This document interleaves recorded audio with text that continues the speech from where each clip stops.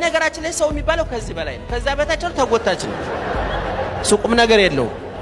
ለምሳሌ ማስታወቂያ መታወቂያ ስታወጡ ፎቶ ምን እንደሚወሰደው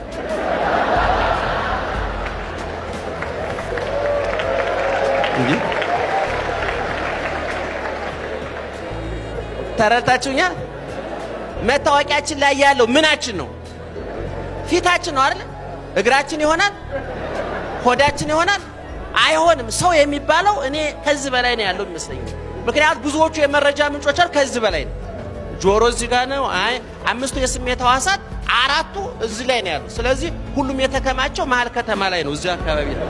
እና ይሄ ይላል ቅድም የነገርኳችሁ ሊቁ ሲናገር ይሄ በጣም ጠንካራ አጥንት ነው ይላል። ይሄ በጣም ጠንካራ አጥንት ነው።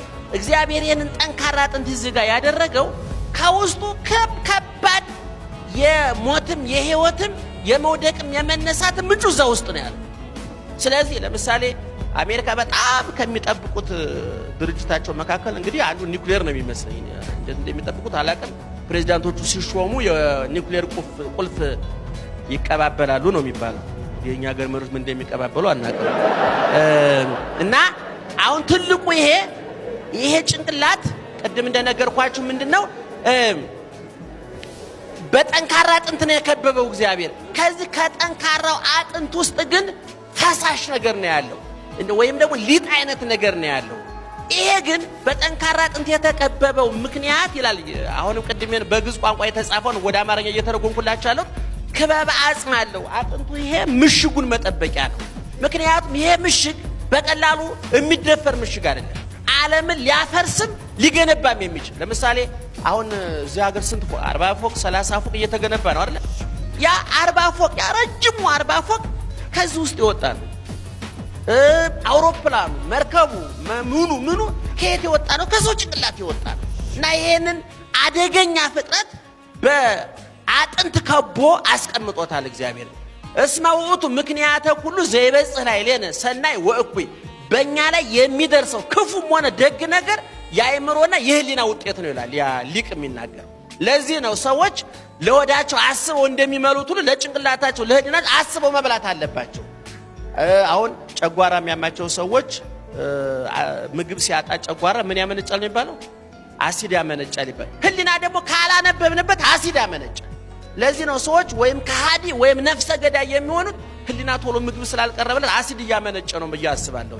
እና ይሄ አሲድ እንዳያመነጭ ለምሳሌ ማታ ወንደላጤዎች ወይም ደግሞ ወጣቶች የዝሙት ፊልም ስታዩ ታመሻላችሁ አይደል? አሁን መረጃው በአይንና በጆሮ ወደ ውስጥ እየገባ ነው። ህሊና ዝም ብሎ እየታዘበ ነው። ሌሊት ጉዱን ያመጣዋል። ታውቃላችሁ። ሴት ከሆነ ከወንድ ጋር፣ ወንድ ከሆነ ከሴት ጋር ሲታገሉ ያድራሉ። አሁን ያ ማታ ሲያየው የነበረው ፊልም በጆሮ ገብቶ ልክ ባፍ የገባው ምግብ ሰውነታችን እንደሚቀይረው ማለት። እንደውም በሰሜን ሸዋ ቡልጋ የሚባል ሀገር የምታውቁ ከሆነ ቆንጆ ወንድ ወይ ሴት ሲያዩ ሽማግሌዎቹ ምን ይላሉ? እቺ ሴት ስታምር አይሉም? አቤት ማማሯ እቺ ሴት አይሉም ይባላል። አየው ይሄ እህል ሲያምር ይላሉ ይባላል። እህሉ ሲያምር ምክንያቱም ያ መልክ የምን ውጤት ነው? የምግብ ውጤት ነው። ምናልባት አንድ ቀን ጦሟን አድራ ብታገኟት ሴትዮ ለካ እህል ቅርጽ ይዞ ስለመጣ ነው፣ መስመር ይዞ ስለመጣ ነው።